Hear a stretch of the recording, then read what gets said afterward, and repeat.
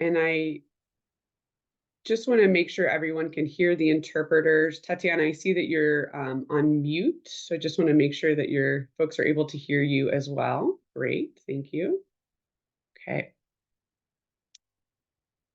So today's session is question and answer on housing, employment, and transportation. The following session will be on April 1st about taxes in the United States, as that's only about 2 weeks away from the tax due day. And then we'll have a session on April 15th that has just been added on re-parole or applying for parole again. That will feature USCIS, the authority whom you would be applying with. And then after that, getting help in the first years. A few reminders about today's session. All participants are on mute. You can select that preferred language using the interpretation icon at the bottom. And then please use the question and answer section. When you select it, you can upvote questions, you can add comments to it. We'll also have a question and answer section that is the main part of today with each section. So please use that. And finally, we'll have a survey at the end that helps us get better with each time. Today, you're hearing from myself, Hannah, with Solvera Consulting, and Carrie, whom you heard from earlier with Solvera Consulting, whom California Department of Social Services Refugee Programs Bureau is contracting with, and from California Department of Social Services Refugees Program Bureau, we have Alex, Susie, and Veronica on with us today to help answer questions about the Housing Assistance for Ukrainians program, about employment, and just other ways that the state is working to support newly arrived Ukrainians in California. Finally, we're privileged to have Nova Ukraine with us.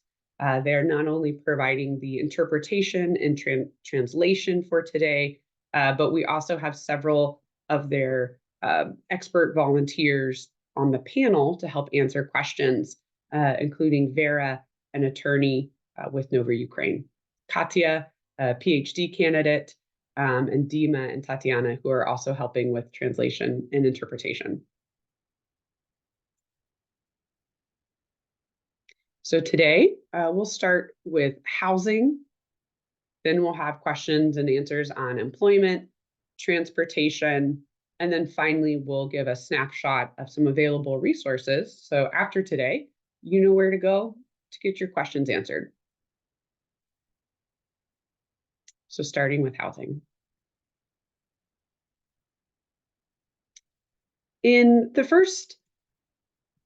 There's a few things about housing that are really important to set the stage of what expectation should be and to normalize the experience of trying to find housing in California, which can be a really difficult place to do that. So when you first arrive in your first days to weeks, you might be staying with a faith community, a church, maybe a sponsor, friends or family. And hopefully, if you have a sponsor, that's someone that you can stay with for as long as you possibly can until you're able to earn enough income to secure an apartment. For your first apartment, there's some things to be looking for, right? And that would be recognizing that the quality and accessibility of where you lived previously might not be within what we can afford now that we're in the United States and things have changed. So it can be difficult to reset those expectations. But an important thing to do is you look at the rental landscape and see the price of units for where you want to live and what your budget can afford. A few things to note about navigating common application requirements. I'm sure you've seen them, the proof of income, needing a credit score, the security deposit, kind of the large amount of money due at first. It is possible to rent spaces without having some of those, right? Most new arrivals, most newcomers don't have a credit score and maybe don't have ample pay stubs yet to demonstrate their ability to pay rent.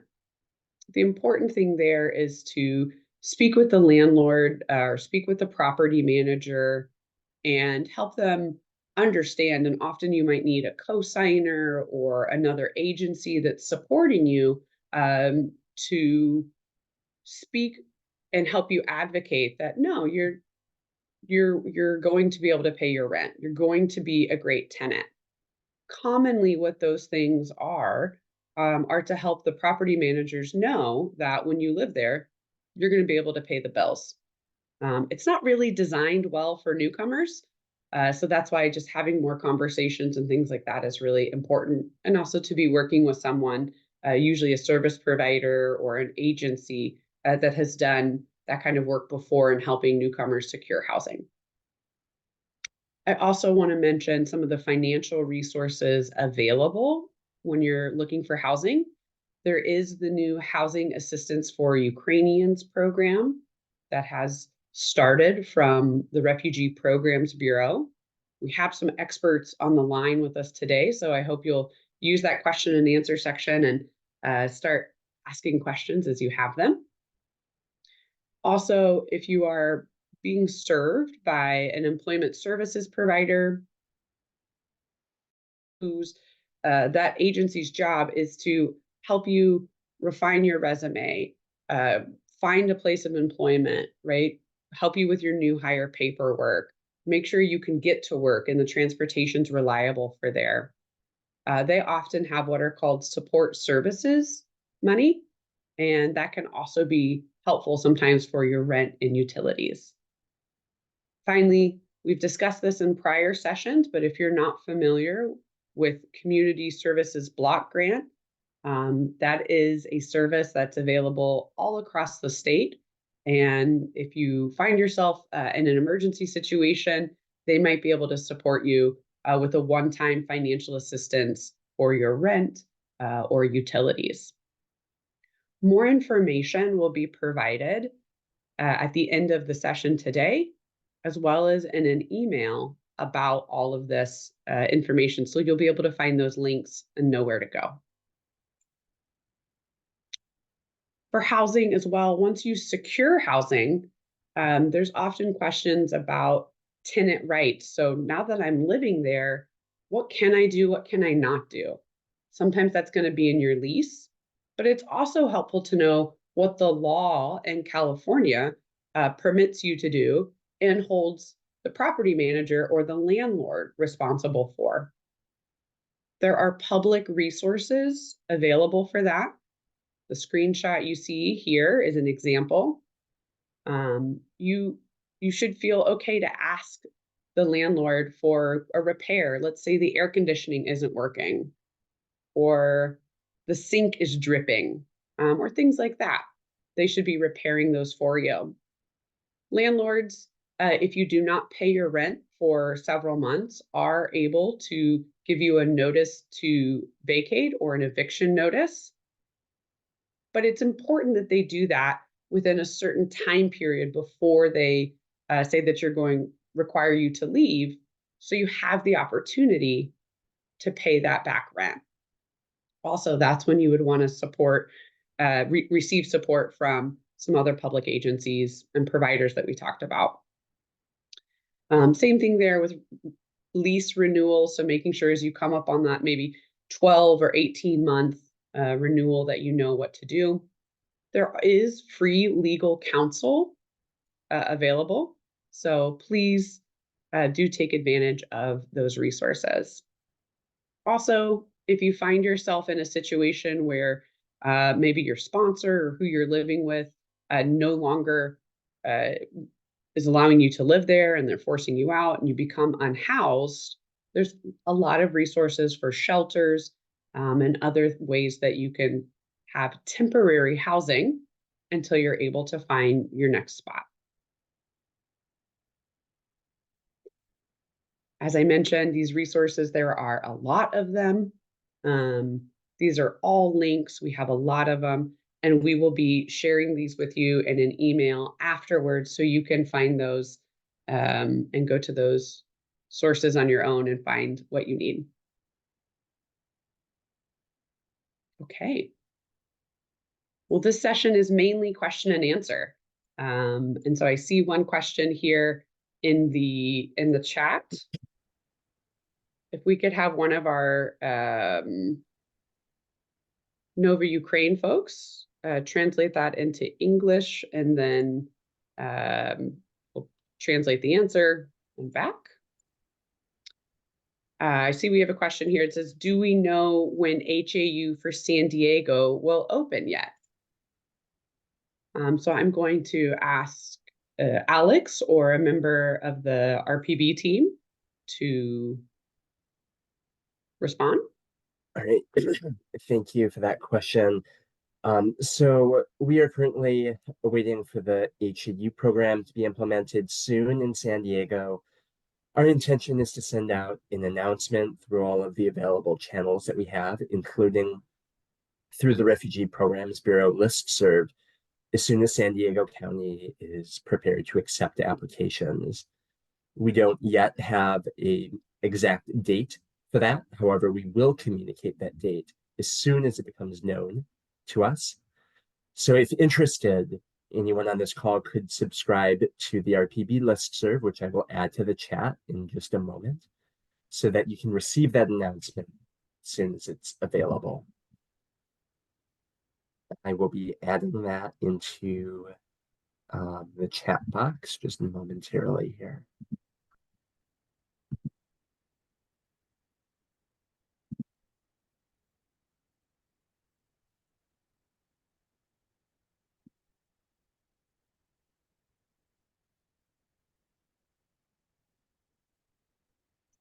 And I see there could be a question about housing for low income seniors. So that's going to be individuals who are 65 and over.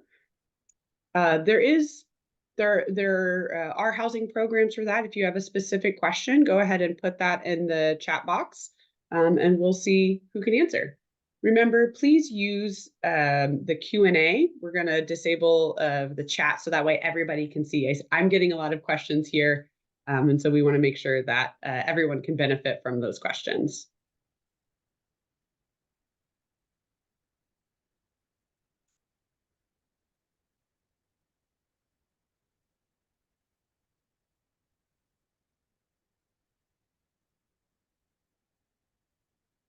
All right, we have a question about how can I apply for community service block grant? That is a great question. And there is a website that you can go to find the community service block grant providers in your area. And I will add that to the response in this Q&A here.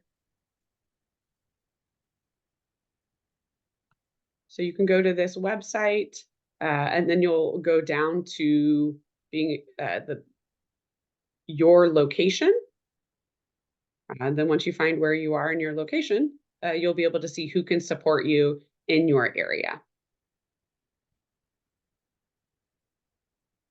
So sending those over right now. There you go. We have another question here. Again, Alex, or anybody from the RPB team. I see it says the HAU assistance in Sacramento County is only given to SETA employment agencies, and it requires participation in employment programs. This is not in the best interest of UHPs who are truly in need of rental assistance, such as elderly people or people with serious medical conditions or who cannot work. When is this very major problem or issue going to be resolved? Thank you for that great comment, Maria.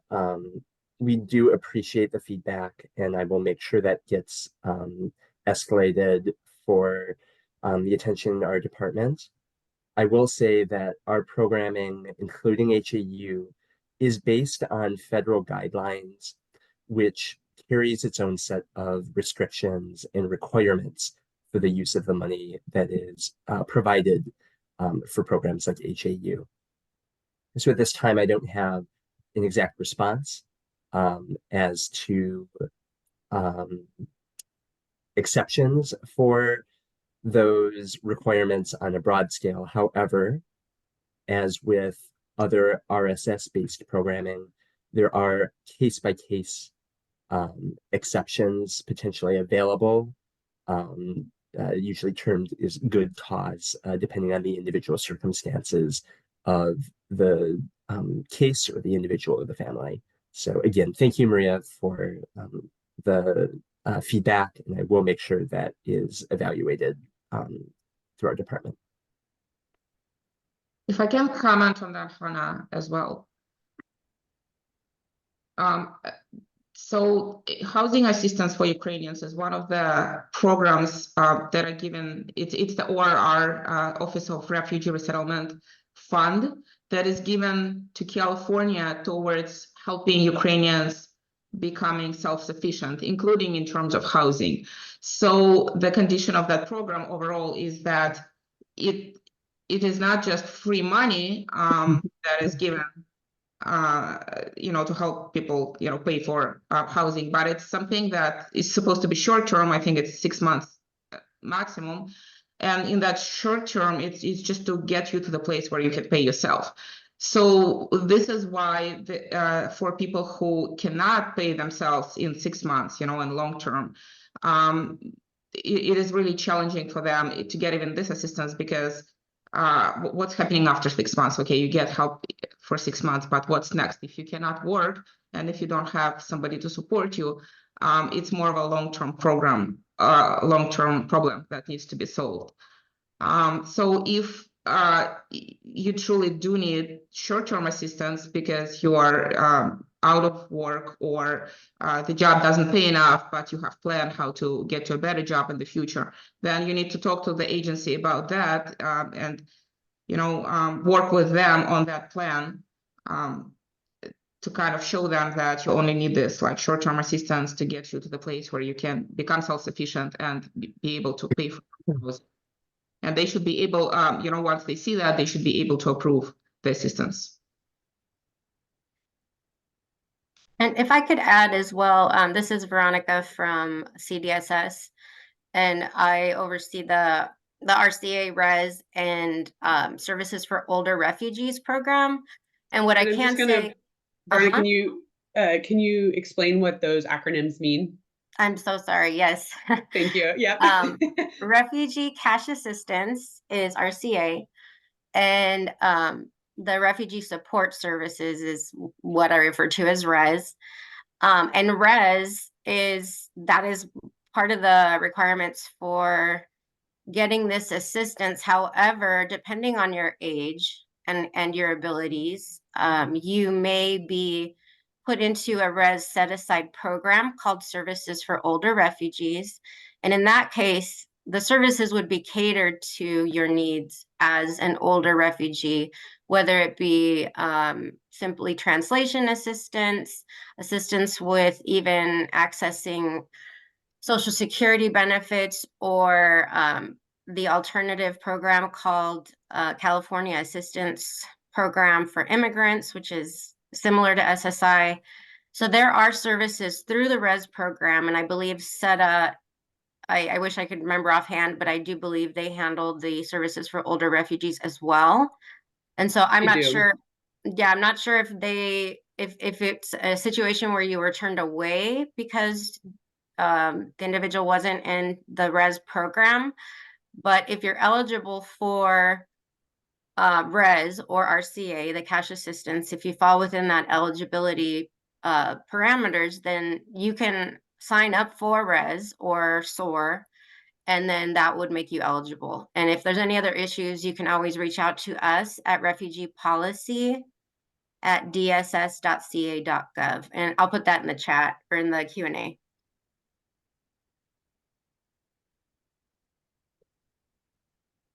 Thank you so much. Veronica, I've also made you a co-host. So if you want to go over into the Q&A under answered, you can select type answer and add that right there. Awesome. Thank you. Yeah, thank you. I see we have another question. It says, can someone apply for HAU to be used for a down payment on an apartment? Like a lease doesn't have to be signed. So Alex, back to you on the features of HAU and how the money can be spent. All right, thank you. So HAU does not exclude the use of HAU assistance for down payments or first and last month's rent on an apartment. So that would be a situation where the individual can speak with either the eligibility worker or the HAU case specialist on specific circumstances. Generally, the intention of HAU is for the payment of 50%, a maximum of 50% of the actual rental and utilities costs. However, that same 50% maximum or the maximum assistance up to $10,000 US, whichever is met earlier, could be used in support of paying the upfront costs for an apartment rental.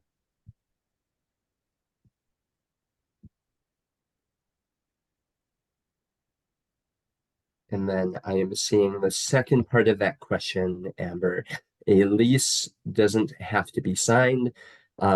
So we do require the names of each member of the household in the case to be listed on the lease. And yes, there is a requirement to have a signed lease in order to apply and be approved for HAU.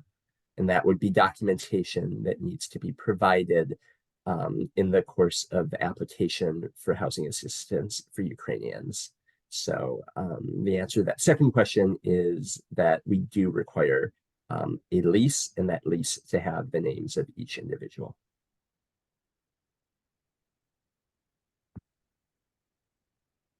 I see another question about a list of landlords or properties. Yeah, you can work with service providers. Also in the list of resources that we will be providing, there is HUD Affordable Apartments by County that is updated quarterly. And there's also a map that we'll be providing that will demonstrate what agencies near you are able to help you locate housing. Keep putting questions in the Q&A. We're going to go on to the next section, but we're happy to continue answering questions. We know housing is a very loaded topic, as is employment. And so part of being able to afford housing is getting a job. And I know there's a lot of questions about getting jobs and getting better jobs, right, as well. So let's talk about the employment basics. Employers in the United States are looking for individuals to have US-based work experience commonly, and usually about a year. So in order to have more than what we would call a stabilization job, which we'll talk about in a minute, they're looking for that US-based work experience. So you may have been a professional in maybe a high position back in Ukraine, but as you come to the United States, you might not be able to, and actually you likely will not be able to come in at the same level of employment as you were previously. They're looking for positive US-based references. Employers in the United States also want to see a resume that's no more than 2 pages. So CVs or attaching maybe certificates and things like that commonly is not beneficial. when you're first applying to a job. That's something that you can provide once you get in the door and are in that interview. For those whom English, you're not proficient in English, that's okay. There are so many jobs out there, and I've personally placed hundreds, at this point, probably thousands of individuals, helped them receive employment just as they get started here in the United States. At the lowest, kind of at the most basic level, employers want to know that you're going to be a good employee, that you're going to show up on time, that you're not going to be using substances or drugs, and that you're going to be a benefit to the company. At large, like we talked about, there's kind of those two common job types, and those can be most easily understood as stabilization employment, or jobs that just help you get your feet on the ground here in the United States. That is commonly going to be what we call a downshift from a prior position. And the goal there is that you would be able to gain US-based work experience and earn income for those basic living expenses. It's common that individuals will have a stabilization job for maybe a year or two as they're getting their feet on the ground, learning about systems in the United States, and then able to transition into career pathways. Career pathways, think about that. Like, what is the journey that an individual needs to take to move up into a higher skill, higher wage position? It may be similar to what you had previously. And there are times when that's going to be easier to do. And there's some professions where that is much harder to do and takes a much larger financial and time investment. An example of that would be a medical professional. So for instance, maybe a physician. If you are a doctor in Ukraine, it's going to take years and years of education to get to that same level in your profession in the United States. Another difficulty there is often that your credentials or maybe your degrees are not fully recognized here in the United States. So there's a couple things that can be done about that. That's where I want to get into the resources. So if you're interested in having your degree evaluated to see what would transfer from where you received your diploma or things like that into the United States and what's recognized here, there are programs that can help you with that. Often you can find those, you see this map here, these employment service providers can help you work with the local county often to have your degree evaluated through a professional agency. There are also other agencies here that are specifically for refugee career pathways. And so those are agencies who have been funded by the federal government to provide advanced work readiness training. Some of them might have mentorships available in the field that you're interested in, or know the best ways to network within maybe IT or engineering or something like that. And on the website that we'll send after today, there is a list here of who are those providers in California. And so you see here, for instance, in San Diego, the International Rescue Committee is, and in Sacramento and the Oakland area, again, the International Rescue Committee is. There's also several online agencies like Upwardly Global and things like that that can help you with career pathways as well. Finally, here for employment resources, we have CalJobs and the American Job Centers of California that are all over the state and ready to help you receive services, help you with your resume, maybe improve your English, just really get you ready for the workforce, becoming a part of the workforce in the United States.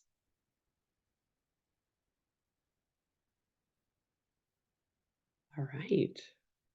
So we have some time for question and answer here. about employment. So I see the first question here is, what jobs hire elderly individuals with no English? Can you give an example of such fields, please? Thank you for that question. And I think what's most important here as we look at this question is when someone is elderly, making sure that health-wise that they're able to, for jobs with low English, you often are maybe going to need to stand for long periods of time. You might need to squat, bend, and twist, things like that. So first, making sure that that individual is healthy and able to provide the services needed in that job. Second, yes, I'm happy to give examples. There are so many, right? These county employment providers, these employment service providers can help you find those jobs. They're going to be jobs maybe in the hospitality industry. They could be jobs in mail sorting. So there's a lot of jobs in those areas. They can be jobs in what we call environmental services. And so that's helping make sure places are clean and appropriate. So those are some answers. We can also send you, like I said, after this session, a list of these employment service providers who are able to help. And Nova Ukraine has also compiled a really wonderful webpage about where to find jobs, where to look for them. And remember, if you have low English proficiency, that is different than no English. And so I would recommend individuals who have no English to at least learn what we call survival English. That's going to be necessary for most jobs, and that's being able to understand comments like stop, no, left, right, duck. So some of the things that are more safety related. But there's a lot of things like matching, stocking, things like that, where you don't really need English. You can see what one can looks like and make sure the other one gets put in place with it. What other questions do we have about employment?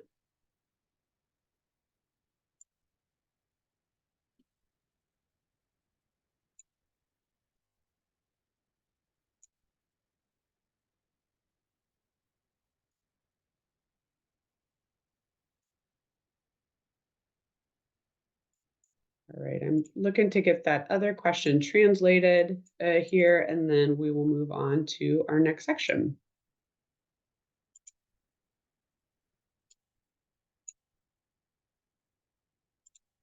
This is a housing, I think, related question that says, is it possible to get a checklist of where to find the accommodation? So that's a housing related question. Great question.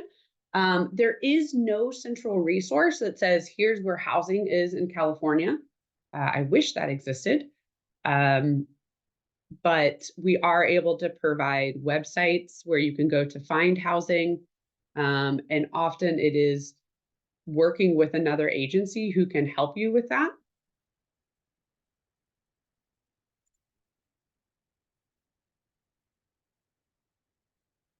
All right, thank you, Vera. I see that you're typing an answer there as well.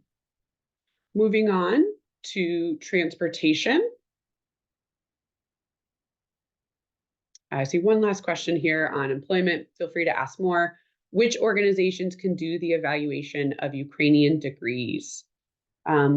Veronica, are you able to speak to what's possible for those who are receiving county employment services?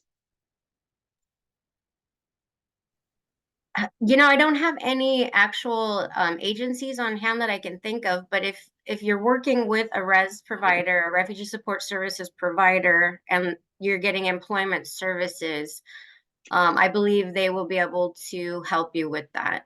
They should. And I also have, if I can drop in the chat, I have a program that's going on specifically for Afghan and Ukrainian HPs. It's through CellEd, and they do have some assistance through coaching and different, it's a platform that provides information, and that might be in there as well. Thank you. Yeah, go ahead and send that as a message to me, and we can get that in there and shared as well. Thank you, Maria. Yes, the World Education Services is also an agency that's able to help with degree evaluation. Oftentimes, if individuals are involved with the agencies Veronica has mentioned, like a refugee support service provider, they're able to help pay for some, offset some of the cost of degree evaluation. Moving into transportation, driving in the United States, it is required that you receive, that you take the written test and then the driving test for receiving your driver's license in the United States. Do remember that it's best if you book an appointment ahead of time for both the test taking, and then that is required for you to take the driving behind the wheel test. Remember that you do need to provide your own vehicle for that. Carrie, I'm going to pass to you for additional points on this slide. Sure. So once you've gotten the license to drive, now the next thing that you're going to want to deal with is what kind of car and how do you get something to drive? And you have several options when purchasing a car, but a car is a large investment. And so there are some things that you need to know about purchasing a car in the United States to ensure that you have a good and safe investment. And the first thing to think about is who you will buy a car from. Will you buy it from a private sale or an individual or a dealer? And one thing to know is that when purchasing from a private seller, it often takes more time. There are many things that you need to go through, and you do those yourself. And we'll step through that in just a minute. While as a dealer may do a lot of those steps for you.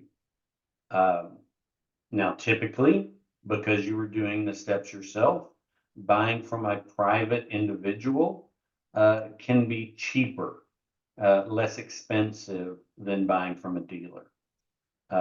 Also, one thing to know that if you are exchanging funds, the purchase price of a car with a private individual, it requires more precautions than with a dealer. You know, are you going to get a title? A dealer is going to make sure that all the steps are in place, whereas you need to have the precautions when receiving a title for money to ensure that you get what you need to get. And in just a minute, we will talk about some of the resources that you will have or that are available as you go through this process. But first, when buying private, the first thing you want to do is find the seller that has the car that you want to purchase and negotiate a price and come to an agreement. Then you want to check out the car. Be sure and take it for a test drive. Is it going to do what you think it should do? And then once you've agreed that the car is valuable or valued at the level that you want to purchase and nothing is wrong, then you have to do all the paperwork. And that includes moving the title and having the registration and all the things that you need to do. And at that point, you can pay the seller and have the seller sign the title over to you. And then once you have the title, you then need to go to the DMV where you got your driver's license and register the car. And at that point, you pay the taxes and the fees and get your license plate. So that is all the things that you need to do when buying from a private seller, many of those which are done for you by the dealer, but it's more expensive. The other thing here in the United States that we cannot stress enough is that when buying any used car, there is the opportunity and you can look at the history of that used car. You can see where it has been, how many people have owned it, has it been in a crash, and on and on and on. Now, dealers often give you this report. Private sellers many times do not, and you would need to obtain it yourself, which is another cost to the buyer to ensure that they have a safe investment. Next slide, please, Hannah. Or, oh, never mind, the next section. I will toss back to you for the insurance. Yeah, thank you. It is necessary to have insurance. There are several agencies who can help you with that. And there's also insurances specifically available for low-income individuals. We've provided a prior session on, or we've done a prior session on getting insurance in California, and we'll send you a link to that information. But do remember that it is necessary to have insurance if you are driving in California. Finally, public transportation. There are really great advantages to public transportation if you are in a larger city, such as maybe San Francisco, that has the Bay Area Regional Transit. Most cities do have a bus system and or kind of either a trolley or a light rail or something like that. The benefits are is that you don't have to worry about all of the things that Carrie just mentioned. However, the downsides are that might not come at the times, the routes might not be best fit for when you need to travel. For instance, if you have a swing shift for a job, which is one of those kind of late evening to early morning shifts, it can be really hard to find transportation. So you may need to work with a provider or budget for a rideshare app. Often we find that it's beneficial, at least in California, to have, if you're going to use the bus system, to have a bicycle. So save kind of that time in between where you need to be and where the last bus stop is as well. Finally, we know that there are questions about owning a car and how to afford it, what to look for and things like that. So I wanted to remind you that there is the Center for Economic Opportunity that uniquely provides loans to newcomers. So you don't have to have all the same things that a standard bank would require, and that's really helpful. Carfax and Kelley Blue Book are two sites that you can find more information about used cars and help you understand what's a realistic price to be paying. So that way, you know that someone is not taking advantage of you. Make sure in California that you're getting smog checked or that you know about that in the transition of purchasing a car. And finally, the DMV has some really great resources. What questions do we have about transportation?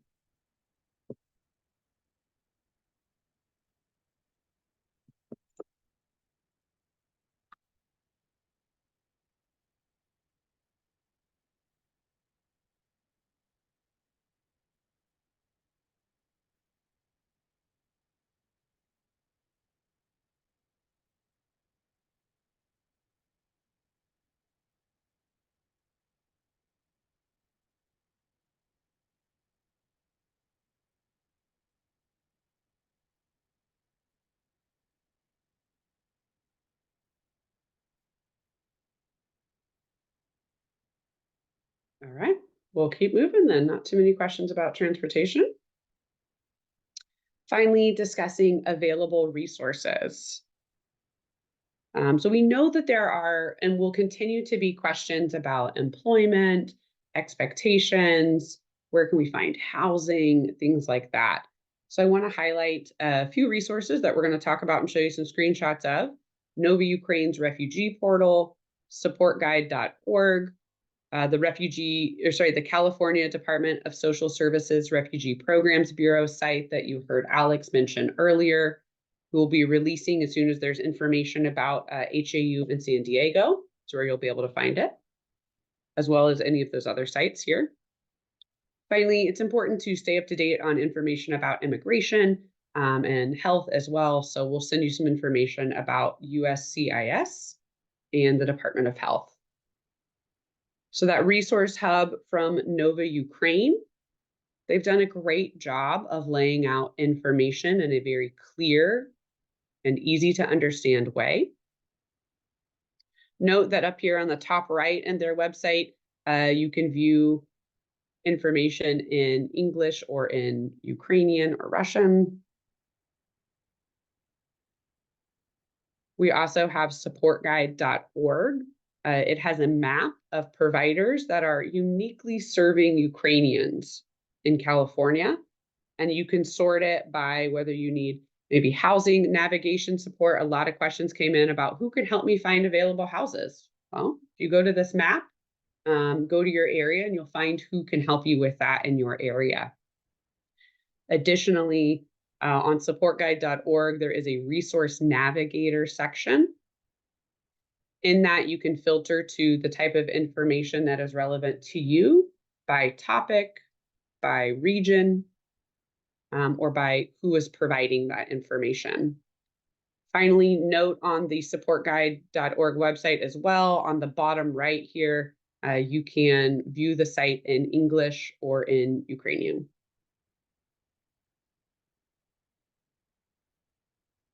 So after today, we'll send you the slides. We'll send you all of these links, and there are a lot of links, and a survey to provide feedback on for today's session. But before we do, would love to see if you have any additional questions. And Carrie, if you can facilitate, I'm going to be answering some questions that have come in here regarding employment.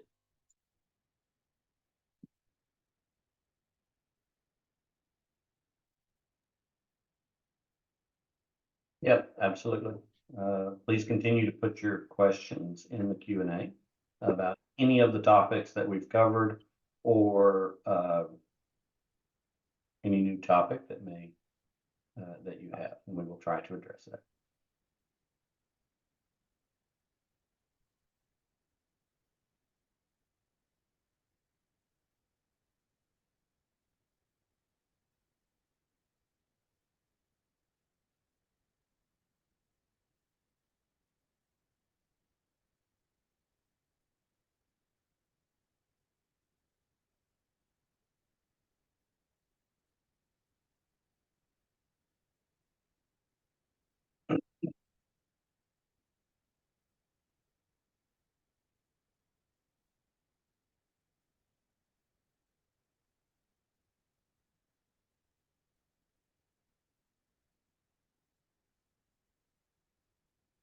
Fairly quiet group today. But we've had, let's see. So we have one question that has come in that is quite common. Where to find a sponsor? It is becoming very difficult for people. If someone on I know there are some agencies that are working to try to match sponsors. I don't have that information now. I see that someone is answering it from the Nova Ukraine team right now. Yeah, Katya, feel free to go ahead and come off mute and answer as well. Yeah. Unfortunately, I don't have a good answer here because this is a big problem and everybody's struggling finding sponsors. The program was active for 2 years and it's really hard. Should I speak in Russian instead? I don't know. So one thing I can say is that many people we know use some services in Ukraine, in the US, and it's not always the best solution to do, because sometimes they help, sometimes people lose thousands of dollars and they come to us and ask what we can do. So like, we do not recommend it. We don't know what the situation of the family and how urgent it is for them to come, but it is better maybe to spend more time, write to more chats about your stories and your family, and look for when you find the right family that can host you. Yeah, the more you spread information about you, your situation on Facebook and Telegram, there are many chats you can check. On Nova Ukraine website, we have a special page that answers this question where you can find sponsors. There are some official channels. It is a long process. It's not an easy process, but we still do not advise using any paid services because we as volunteers heard about many bad cases. Yeah, thank you. We also have a question about employers from the community who are Russian or Ukrainian, abusing or exploiting newcomers by maybe not paying for them for their work, or maybe not paying for overtime. And that often newcomers are really afraid to report that.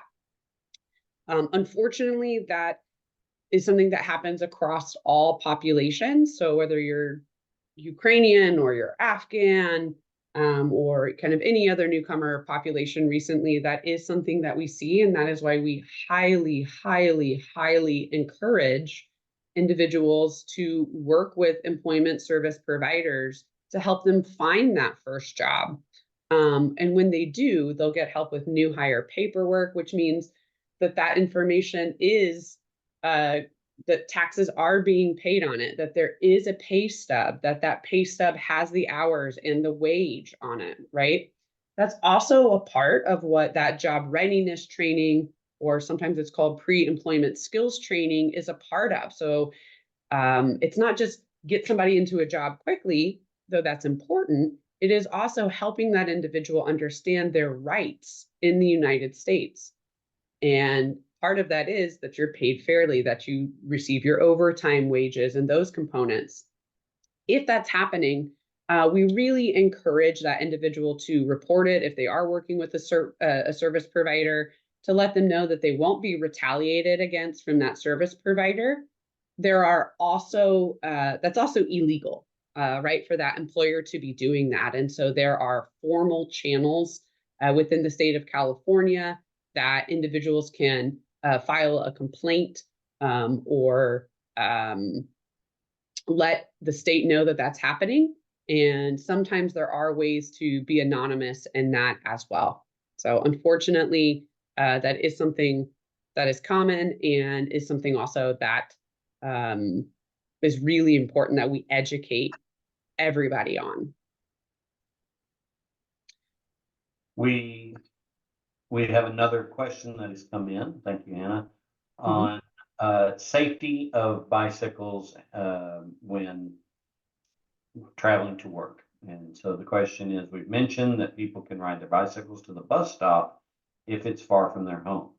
Is that because they can take the bicycle inside the bus, or would they need to chain it somewhere? I'm afraid chaining it near a bus stop, if left all day, could leave it open for being stolen. So that is a good question. And yes, the safety of the safety and preventing theft is very important. Most of the buses do have the ability to take that into a rack in the front of the bus, where you can have your bike closer to your work, or take it inside your work where it's safer. But that is certainly something that you need to be mindful of when it comes to being safe and preventing theft. We are coming near the top of the hour, so Carrie, if you could please post the survey link you have here on the left side. We will send you this information, but we want you to know, please let us know if you have additional questions. If you do have additional questions or want to talk more about any of these topics, please note that in the survey and include your email. We'll be in touch with you. Also, Veronica mentioned earlier the Welcome Start program that can help you learn English, search for jobs, things like that. Free coaching and training courses. You can learn English, Ukrainian, or Russian. We'll send this flyer out with information that is provided here as well. So thank you, everyone. We really appreciate you being on today.